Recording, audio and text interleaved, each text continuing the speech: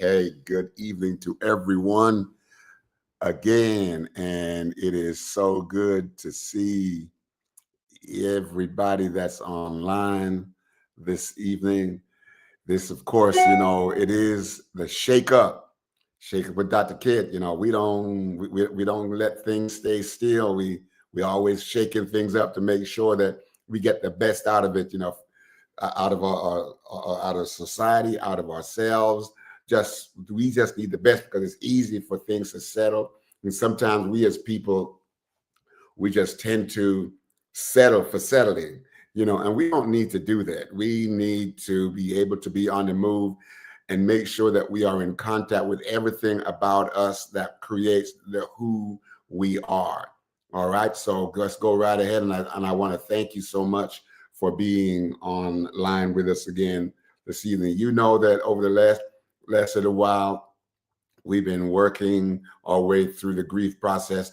But last week we were, we were going to make some changes, but unfortunately there was a sudden death, and so we could not we could not go through that like we wanted to. But we're back this week, and we've been talking about grief. It seems like everywhere I go in the work that I do, people are always talking about grief, and so we're just going to continue with that. All right, so what we'd like for you to do is, you know what you got to do? You got to like, follow, share, and subscribe so that this can continue to be a viable option for people who wants to get the undiluted truth as I know it. And of course, we all been schooled differently, so we have different ways of seeing things. So if we have some differences in the way we present or even the material, then don't look at it as there's something's wrong with the person. Just know that the ways different schools have different approaches. Okay, like, follow, share, and subscribe. And of course, we would like for you to be on the show at some future time. Just get in touch with my team at drkidspeaks@gmail.com, and we'll be happy to get you online. And also, we're trying something new this evening. At the end or close to the end, my team will let me know when that will be. We want to be able to take a couple of live questions. Now, but what we'd like for you is we want you to put your stuff in the chat, no doubt about that. Keep putting your stuff in the chat. We want you to do that. But we're also looking at you just coming on for a moment or two and ask me a question. Just ask a question. It does not necessarily have to be about what we're talking about tonight or even grief, because we've been doing a lot of work on grief. And grief is such a complex and complicated and universal experience that we can't just run our way through it. We've really got to walk our way through because it means different things to different people. So if I did not cover some things that you want to ask, just contact drkidspeaks@gmail.com, and my team will make sure that we can get you on there. Okay. All right. So now listen, we are going to go to another task, and there are many different tasks of going through grief. It's not just something you just get up and go thoughtlessly. There are ways to do this, and this is why I've been taking this time to do this. Okay. And so tonight we'll be talking about adjusting in the midst of grief. Adjusting in the midst of grief. That's what we'll be talking about here this evening. And the adjustment, as we go through this, you will see what the adjustment is all about. And this is, according to Dr. Warden, this is phase 3 of the grieving process. He has 4, and I really like the way he does this. Okay, so we're going to take a look at our first slide here. All right, our first slide is coming up, and okay, and it's called adjusting. There is this thing about when we are used to living a life that we normalize as making sense to us. And when we normalize something, okay, one of the things that we're doing is we're building it into our lives, but we're also building our lives around this thing or these things, people, places, and things. So, and the normalcy is that when these things are in place and they are available to us, we create a lifestyle that makes sense to us. And by creating this lifestyle that makes sense to us, we can then decide how we want to continue or discontinue that, because we don't discontinue things that makes us happy or gives us pleasure. We discontinue things that don't bring us pleasure. And sometimes we grow past the need for certain people, places, and things. And even when we do that, there's got to be an adjustment period, because life revolves around around certain um things and people in our lives. And so the absence of those mean that we're adjusting after a consequential, now that's a word, that is uh, a relationship of consequence.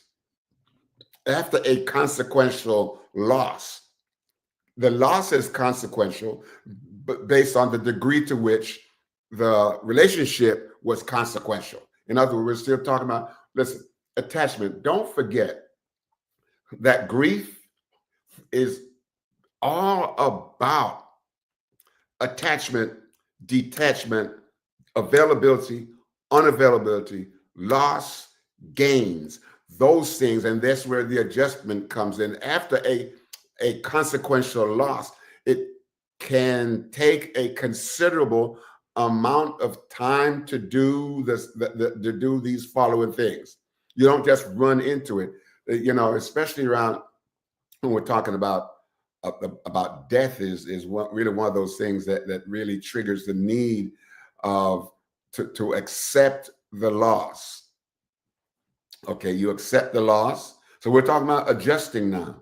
Accept the fact that it's not here. The people, place, or things will not be available. So we have to accept it now. Like I said before, you don't necessarily have to like what you accept. And when people say, I can't accept this thing, it doesn't make sense for you to say, I can't accept something. Okay, because the fact that you realize that it is and you say you can't accept it means that you have accepted it. The issue is, do you like it? So accept the loss.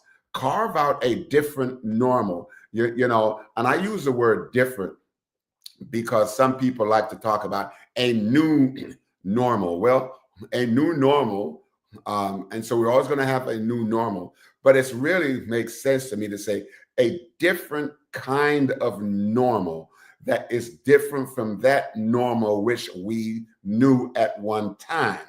And so therefore, because it's different outside of our capacity to not make it different, then this is where adjusting comes into the picture for us. How do we adjust to a different kind of normal?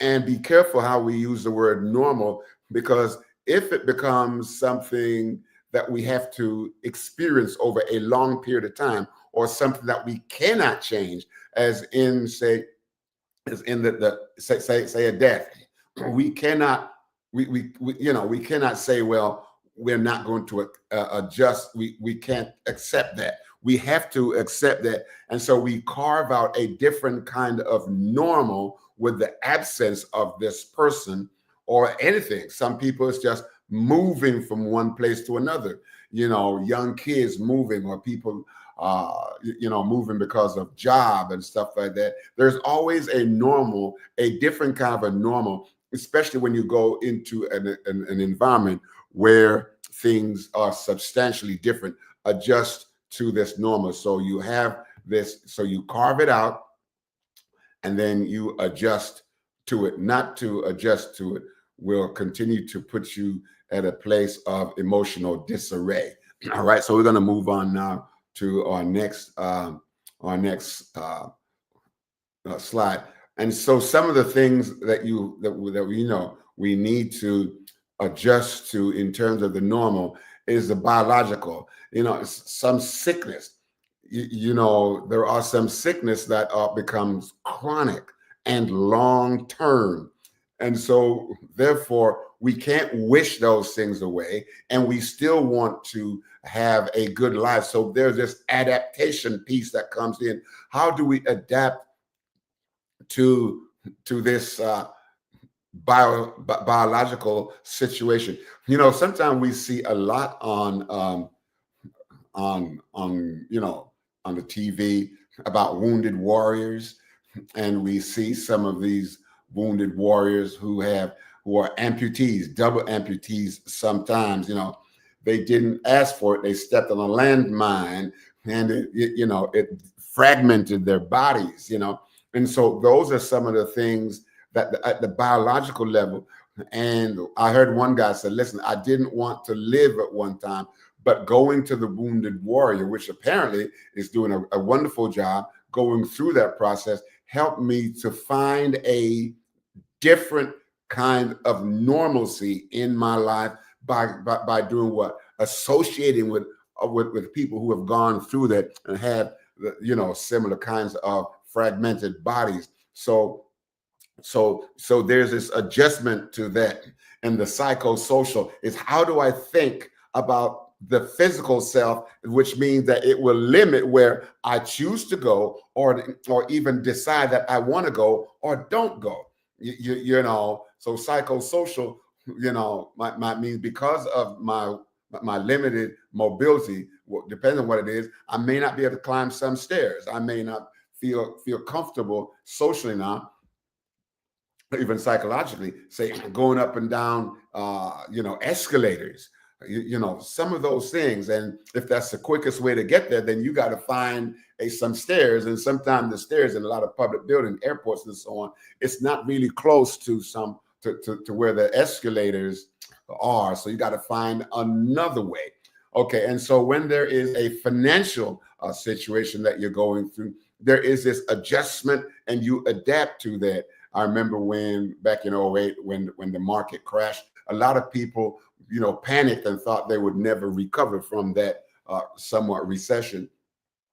But they were able. I know it impacted me, and I had to adjust and adapt to loss of wages and so on, which impact what my family life and the way that I could function as a provider in the family and supporting my wife and 3 children. So financially, then there had to be some adaptation. Like what? Some things we just couldn't buy. Some things we had to look at it and say, "See, you can't handle that right now." And so we adapt ourselves. Instead of going into a state of helplessness or hopelessness, we shift, or we make a shift in our lifestyle. Okay. Military deployment. Sometimes, when people, and I work, quite frequently with people in the military, retired and active, and they'll tell me that going to a different country, as a matter of fact, I have a client who is in Korea right now. Going to a different country means that not just physical adaptation or psychosocial adaptation, but also meaning that you have to adapt to something that is foreign to you, that you are looking at to say, how can I do that? And so, of course, you can go through, and I think the military, they give you some training in how to understand and navigate this new environment that you're going to. We're talking about losses and grieving, because when somebody gets deployed, and there's the other part of the person, if they're married, they might have family members, aunts, uncles, brothers, sisters, grandparents, who they're really close to.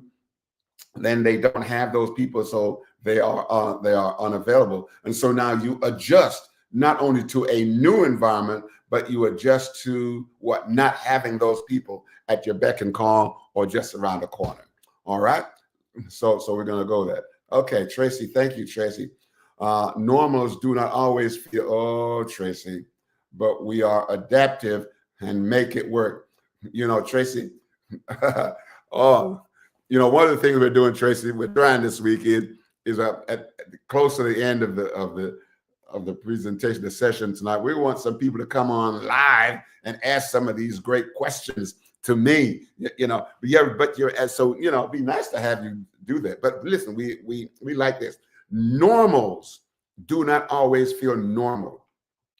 You know, I think I know what you mean, and you know, but walking you through that would have been great.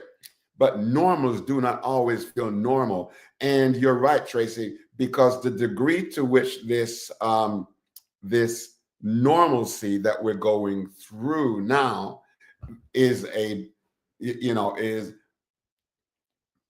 further away from the normalcy that you knew, the more it becomes disconcerting, the more it's more difficult for you to begin to live what could be considered a normal life. And so now you've got to go through this process of where the normalcy that I knew, that I was raised on, that I imported into my life, that is now taken away. And so now this does not feel normal. Then you said, but we adapt. And that's the key piece right there, Tracy. It's the adaptation, the degree to which you are willing or able to adapt, you know, and make it work. I think about you know, they talk about the pandas. Pandas, when they put pandas in zoos, you know, they say, man, we got, you know, say, hey, listen, to even say the Chicago Zoo or some of these big zoos, you know, they say, listen, we're bringing a panda here, you know, and they are able to go from a normal that they knew to a new normal that they create. They have to create the new normal, like right here. And what they do by going through the adaptation or the adaptive process, it helps to make this new normal, okay, work well in their favor, and they are not in disarray. All right, they are not fragmented. They're not so, you know, feel like they're out of place. And so even with them, yeah. So you're absolutely right. Sometimes this normal does not feel normal, and it really should not feel normal right up front. You must begin to work your way through and create your own set of normalcy out of that, not what is prescribed onto you. Because what's prescribed is what somebody else thinks that you should be doing to, you know, in order to behave in a normal way. Well, you know, emotions don't necessarily determine how they're going to behave at any one time. We're still talking about grief, okay? All right. So here is something else that creates a different kind of normal: childbirth. Childbirth. You know, having children changes a whole lot of things. Adaptation, huh? Especially having your first child. I know that when we had our first child, okay, it was brand new to my wife and myself. We had, and especially my wife, she had babysat all kinds of little kids because she loved just being around kids. And, you know, at the church, everybody would say, can you come and babysit for us? She babysit in the church, in their homes. She'd do all this kind of stuff. And then, you know, when we had our first child, we discovered that, wait a minute, babysitting a child is not the same as giving childbirth and having to deal with your own child, because childbirth is an experience that you will go through once every time you have another child. It is a brand new experience. And so childbirth, you know, we don't think about grieving.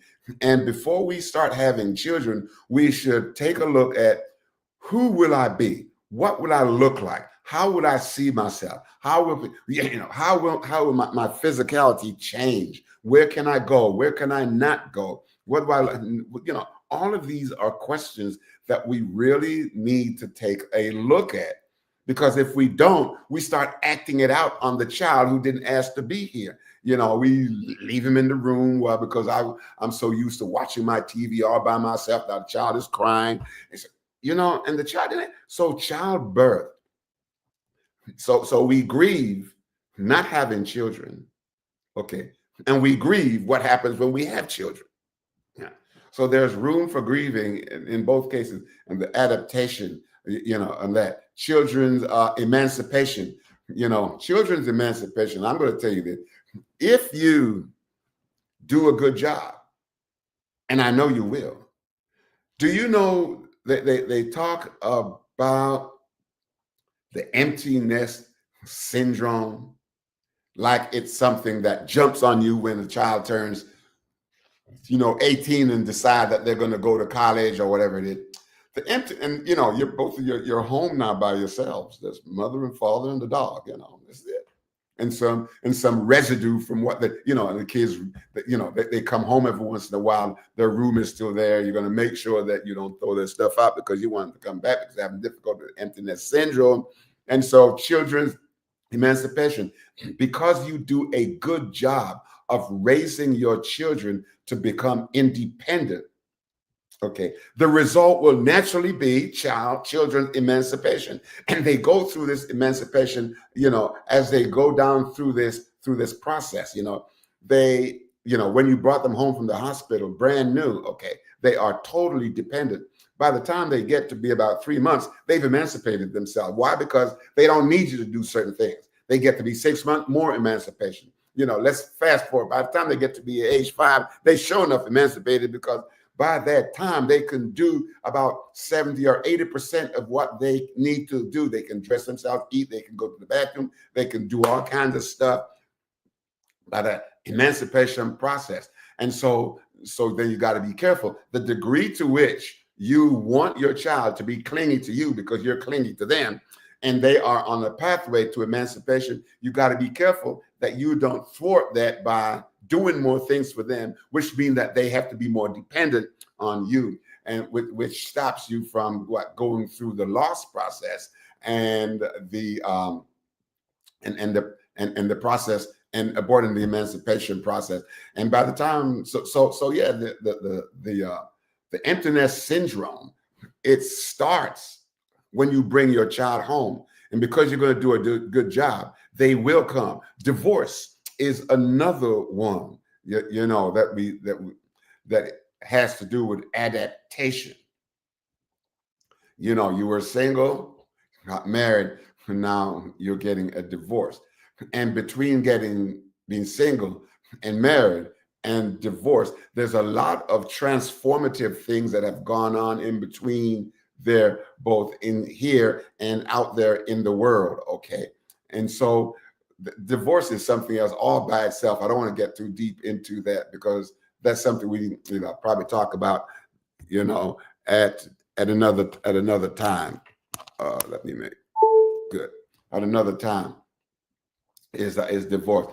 But that has a way of wreaking havoc on people, because if you have children at that time, especially dependent children, then then we're talking about not just adaptation, but we're talking about disruption, family structure disruptions. Okay, and by that I mean it could be anything that disrupt a family structure as you know it, as you like it. It could be death, it could be addition, it could be any of the above that I've talked about. And of course, we talk about death, which creates the greatest family disruption and pain and feeling of loss. Okay, so now we're going to move on to our next. Okay, it says it can take a considerable amount of time to realize what life is like without a spouse or loved ones. It can take a considerable amount of time to realize what the experience of living without a spouse looks like, especially so the person, let's go back to divorce a moment here. The person who try to activate the divorce, before they tell somebody that they want a divorce, they've been divorcing themselves slowly and steady, separating themselves from that person, for quite a while. And the last part that they separate from is the part that has the greatest dependency with the person. So they've been working their way through that. So it can take a considerable amount of time to realize what life is like without a spouse or a loved one. And again, the attachment. What does all of that mean? You know, how attached were you? How unavailable they are.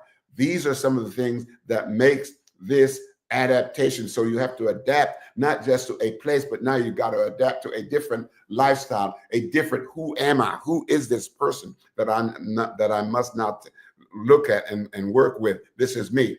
This realization can take quite some time before coming to terms with living without a spouse, raising children alone, managing the home. All of those three things, they come and they present their own set of challenges.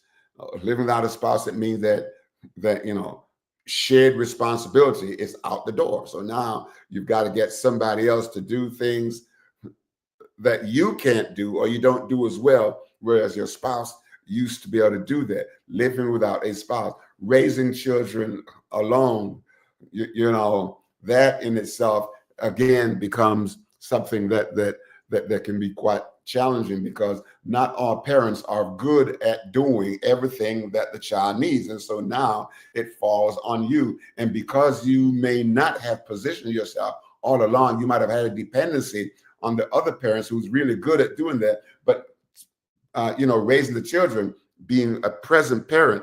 And so now they are not, it leaves you kind of a lost, because now you got to try to learn not just the children's behavior, their needs and their wants, but how to do certain things that will make sure that their needs and their wants are appropriately available to them. Okay, so that, and then there is managing the home.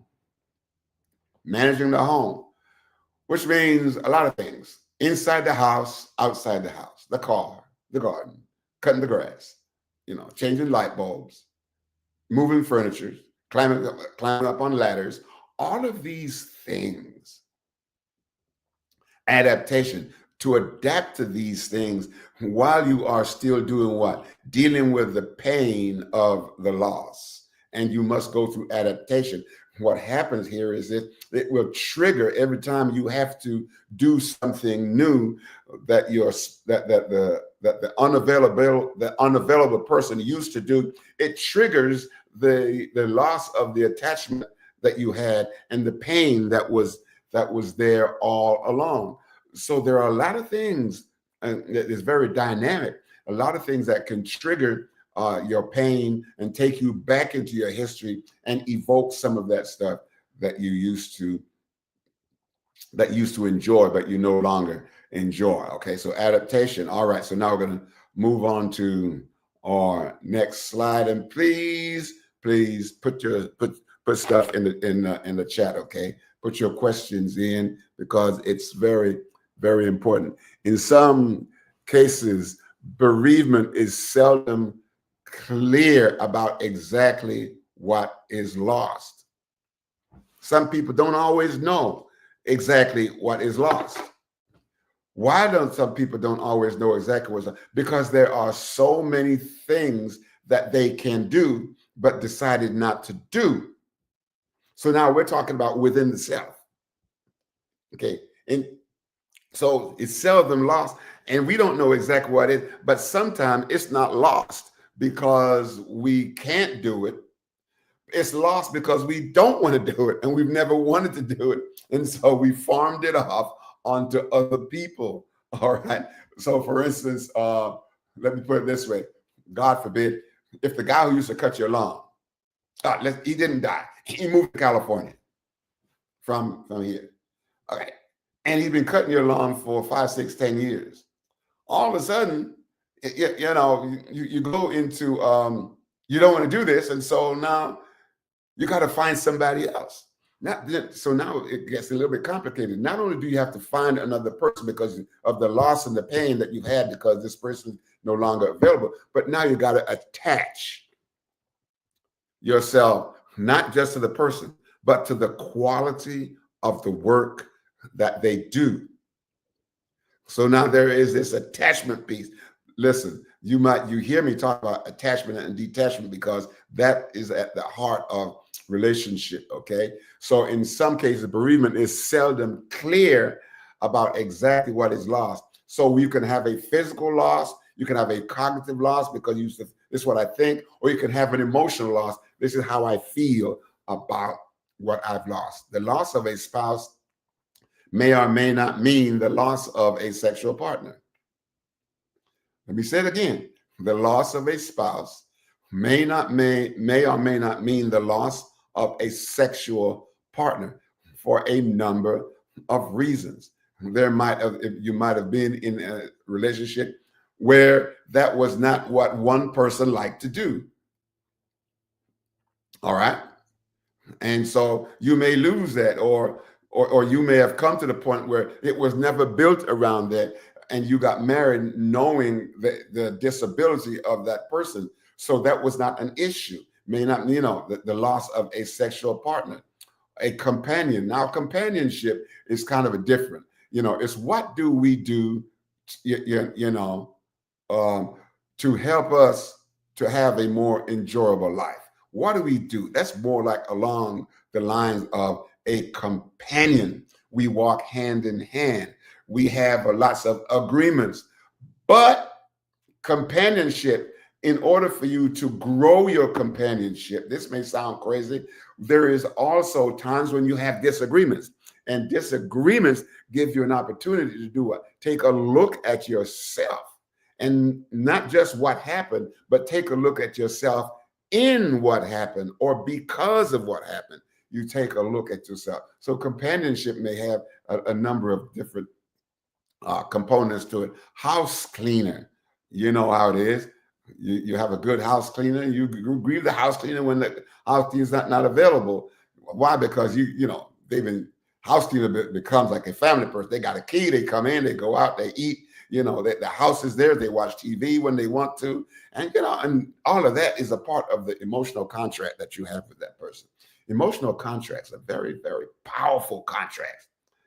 Sometimes even more powerful than legal contract. When you have a good emotional contract, you don't need a legal contract because what? There is safety and there is trust in the relationship. Safety and trust is built on that. The person who cleans your house, your gardener, the babysitter. Now, here is one. Babysitters, make sure, and I know you do, because we're living in a time and place and a culture where, you got to make sure that your babysitter, their interest in your child is as good as your interest in your child. Their interest in your child should not be any less potent than your interest. Okay, theirs and yours should be the same, is what I'm saying. Same. Okay. All right. Okay. All of this will be dependent on the roles. Okay, bed warmer, babysitter, so will be dependent on the roles that the unavailable person played and the quality of the interpersonal relationship. Unavailable person, unavailable thing. I know at one time we used to have a rider mower and it died on us. So we said, you know what? We're not going to spend all that money. So I got a push mower. Now, man, I'm out there sweating like I ain't got no sense. So that was a transition, So the things that I could do, because I could cut the grass a lot quicker, walking behind this thing, man, I was sweating. And so it meant that there were certain things I couldn't get to because I was not as quick on my feet as I was on the rider mower. So unavailable person, places, and things. I keep saying that. And it has everything to do with the quality of the interpersonal relationship. Now, with my lawnmower, I did not have an interpersonal relationship, but I have a functional relationship that was important to me. And so that functional relationship required my lawnmower to be there available to me at all times when I wanted. That's a selfish motive, by the way. And sometimes we run that into interpersonal relationship. This person needs to be available to you, or they want you to be available to them, at a snap of a finger. And we got to be careful, because now we get to the point where we're starting to use people, for our own benefit. All right. Don't forget, now we're trying something new this evening. I'm going to say it here again. We'd like, if you would love to, we'd love to have one or two or three of you, whatever, come on live at the end, and we'll put you on, and ask me a question. It don't have to be about what we're talking about here, but it could be about something else. Okay. All right. So we're talking about now, this is all of the stuff here that is within the self. That's the intrapersonal experience is what this little part here was all about. Okay, let's move on. Going to move on to our next slide. And then it says self-control. And that is very important. Self-control. Self-control, some survivors work against themselves. Some survivors work against themselves by doing what? Promoting their own helplessness. By that, I mean, when you convince yourself that you can't do certain things that you had other people doing, when they become unavailable, you've had two losses. You've had lost the person, but you've also lost the function of the person. Okay. Lost the function of the person. And then you promote your own helplessness. And sometimes you can go into anxiety and depression and, that kind of stuff. And then instead of saying to yourself, how can I activate the part of me on the inside here, that can help me to grow past my dependency on other people? We're still talking about grief, by the way, my dependency on the other person. And when you evoke or promote your own helplessness, what you are doing here is developing a posture of clinging, and whoever comes along that is available and will allow you to cling to them, okay, you cling to them, and then you never grow past the need to have somebody available for you to cling to. And that can be an abusive situation, though, by the way. Let me just tell you that can be abusive when you promote your own helplessness. Some survivors work against themselves by not developing skills that they need to cope. And a part of the reason why some people do not attempt to create new coping skills is this: they have a fear of failure. They think that if they try, they will fail. And they don't see them as failing, as doing something. They see themselves as a failure. And so they don't want to do that. Again, when you see yourself as, I don't want to do this because I don't want to fail, what you're doing is arresting yourself. You are creating your own emotional prison, and you lock yourself into this place, into this thing, into this mindset that you can't when you can. Okay. So can't, this is what I used to hear. Can't is an ant that can. Can't, C-A-N-T, is an ant. Drop the C and you have A-N-T. That can, drop the T and you got can. Ant, can't is an ant that can. So if you say to yourself, but I can do this, stop measuring yourself against other people. See yourself as a worthwhile person and grow yourself. I think there's a couple of other things possibly on that slide. Ellen G, isn't promoting helplessness a method of survival? Listen, Ellen G, if we say promoting helplessness is a method of survival, I can give that to you, but it's only short term. It's only short term, because helplessness says, listen, I'm helpless, but I have things that I need to get done. And because I need to get those things done, When I declare helplessness, what I'm doing is trying to get everybody or as many people as possible to coagulate around me, come to me, and do what? Rescue me. There is a rescue fantasy that at the other end of helplessness. When I'm helpless, I want you to rescue me. And so isn't it promoting helpless? Isn't promoting helplessness a method of survival? Yes, but it is only short term. But you really need to get from helplessness to helpfulness, to where I can help myself to reorganize myself, in the face of the loss that I've gone through, regardless of what the loss is, and the degree to which I was attached to that means it's the degree to which, if I declare helplessness, then it means that I'm going to be stuck and waiting for other people to come and unstuck me, because I'm so helpless I can't do nothing to help myself. All right. Okay. Want to ask a question? Any question?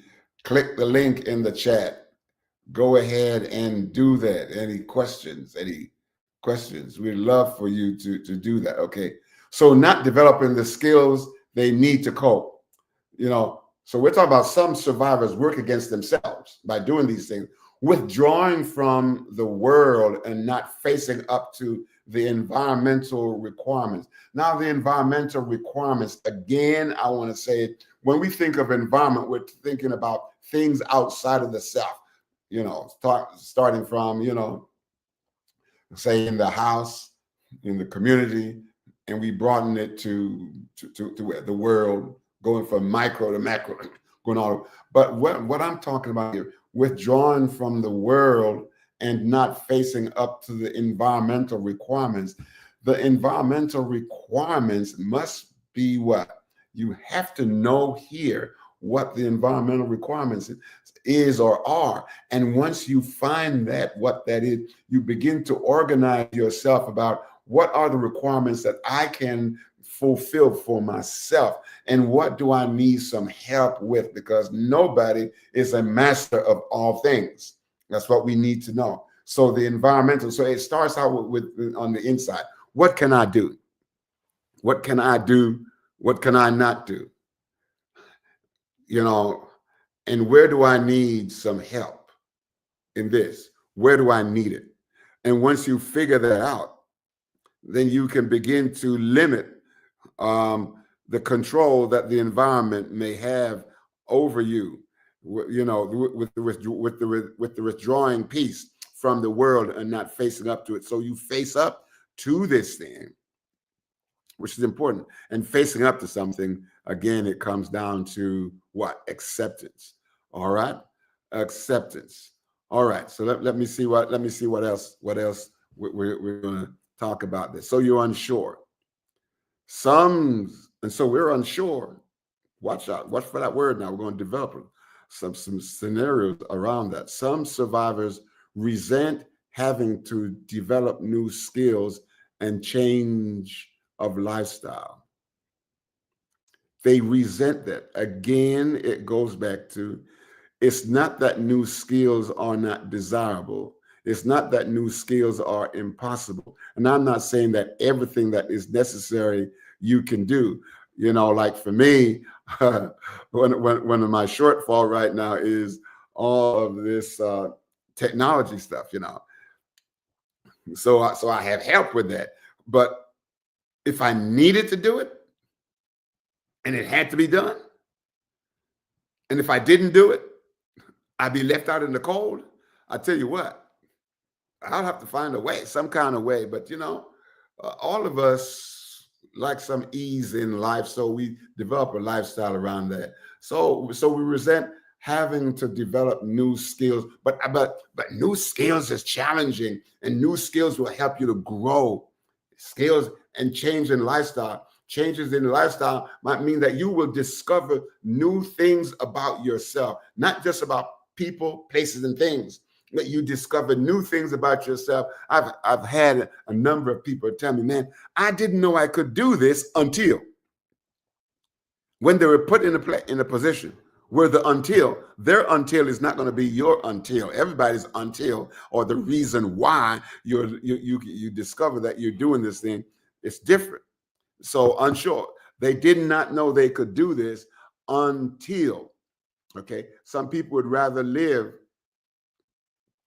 in a vacuum of disbelief. Now, a vacuum of disbelief, is not the same as denial.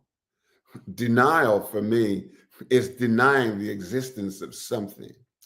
Disbelief is, I can't believe that it happened. I'm aware of the fact that it happened. Denial said it didn't happen. Disbelief said it did happen, but man, I'm having a hard time coming to grips with the fact that, okay, so live in a vacuum of disbelief rather than come to terms with living without the object and reestablishing a different normal. And we can always establish different normals. We should not be afraid to do that, to establish different normals, because then we find ourselves stuck in one set of lifestyle, in one set of places. Even if every time we travel and go somewhere, we have to have a different set of normal over that time period that we're going to be there. Why? Because I'm not at the house. So my normal at the house is what I know. But if I'm flexible in my normalcy, like right here, then I can always develop and reestablish different normals for a short period of time or a long period of time. I have a normal way I behave in my office. I have a normal way I behave at my home. And so I've got to be flexible, and it helps you as you're going through the grieving process. So as you begin to rebound and come back and create a new sense of who you are, a new sense of what you want, you discover that there is more to you as a person, and that the loss that you experience does not have to cripple you. All right, it doesn't have to do that. All right, okay. So I want to now talk about positive attitude, and survivors should reframe the loss in a way that facilitate progress and healing. What does it mean? If you continue to say that you are stuck in the loss phase, you will be stuck in the pain phase. But when you can begin to move away from the dependency that you had with the availability of the person, okay, you can then reframe it. What does a reframing look like? It looks like this, that you're saying, what else can I do? How else can I do the things that I need done? So you don't go outside of yourself for a lot of these things, although you can pay somebody to do that, but you develop a positive attitude to say, listen, I need to start making the changes here inside of me. And so that will facilitate the progress of healing. When I get to the point where I'm able to do more for myself, where I'm now dependent on myself, it will take me to a place of healing, just because I am now feeling that I have the capacity to be who I want to be in an independent, intra-dependent way. All right. So I can facilitate my own growth, my own healing. And when I'm able to do that, the grieving process won't be so hard, won't be so tough. And again, I don't know how long we grieve. There is no script for that, and each loss will take us down a different road of pain in discomfort. So own your feelings, own the loss, accept the loss, and own it as yours. And don't try to trade it off on somebody else. Saying this is somebody else's stuff. It's not mine. No, it is yours. It is yours. And until you continue to own that, you will never get to the place where you can believe that you can face this thing head on and make those changes. First of all, starting within yourself, and then starting out, and then moving that to outside of yourself. Okay. Any live questions? Yes. Nicole. Hey, Nicole, how are you? What are some practical steps that a person can take if they are in a state of helplessness to be in a state of helpfulness? This state of helplessness, Nicole, it's primarily attached to when we become over dependent on other people, when we don't think that we can, when we don't have a good sense of who we are, when we don't believe, when we don't believe in ourselves. So we become helpless and we become attached to other people, and we think other people can do it better than we can. How do you move from that to a state of helpfulness? I am now helpful, and it's very risky, and it's going to be different for everybody. So what I'm saying here is it may not work for everybody, but helpfulness is when you sit down and you take a look at, who am I? What kind of a person am I? What is it about me that is stopping me from trying to do this for myself? You going down the road of success, because this helplessness, it will cripple you. When you are tired of being crippled, you're going to a state of being helpful to where you can do things for yourself. Don't be afraid to fail. Don't be afraid to mess up. Don't be afraid to try new things. Don't be afraid to ask for help and say, listen, can you help me? Can you show me how to do this thing here? If you don't want to ask, we're in a world of mechanism now, the technology. You can Google, Siri will tell you anything and everything you want to know. So it's doing that, and it's taking the risk. There are risks. Whenever you take a risk of the unknown, there is a risk of failure. Again, I come back, the fear of failure, it is the enemy of success. If you have a fear of failure, you will not do what you need to do. You will not succeed. Let me tell you, when Thomas Edison I think it was Edison, when he was thinking about developing the telephone, right? It was Edison, I think it was. No, it was maybe whoever it was that was developing the telephone. They were not thinking about standing on one mountain and shouting to somebody else on another mountaintop. You've got to be thinking about, what can I do? You got to be thinking about the possibilities and take a look at the outcome. When Henry Ford was developing motor vehicles, he wasn't thinking about just riding a horse for the rest of his life. You're saying, listen, I want to go around in style. So whatever it is you want to be able to do, see yourself doing that, knowing that you may not always get it, and you probably will not get it right on the first time, but you don't give up, because it's one thing to give up on things. It's something else to give up on yourself. You never want to give up on yourself, because helplessness and hopeless and hopefulness is not things from outside of yourself. These are things inside of the self. So you do what? You talk to yourself, you validate yourself and say, listen, be realistic about it. Say, I want to do this. I really want to do this. And I'm not afraid to ask for help. I'm not afraid to ask for help from people that I know will help me to do what I would like to do. And this is a part of me becoming, this new self that I'm developing, this new environment internally and externally that I'm developing. Okay. So yeah, try that. From going from helplessness, I'm helpless, I can't do this. And so you stay stuck and you're crying and you're moaning and you're bemoaning your lot. And that your whole world is crashing around you. So when you go to helpful, what you're saying, helpfulness, you're saying, hey, listen, if I do this, This might happen. I would like to do this. I would like to experience it. I would. And when you say that, now be very realistic. Now, sometimes the things that you would like to do, you don't have the capacity or the ability to do it. So don't try those things, because that will run you right into failure. And you're going to say, "No, see that now, I told myself I couldn't do it." Then you become your own worst enemy. So do things that you would like to do.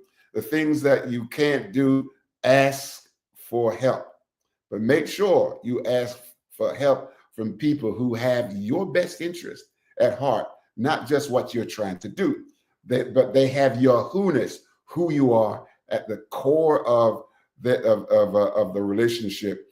Because the longer the relationship, the more deeper it's going to become. It's going to get. Okay. All right. Ask me live questions. Any more?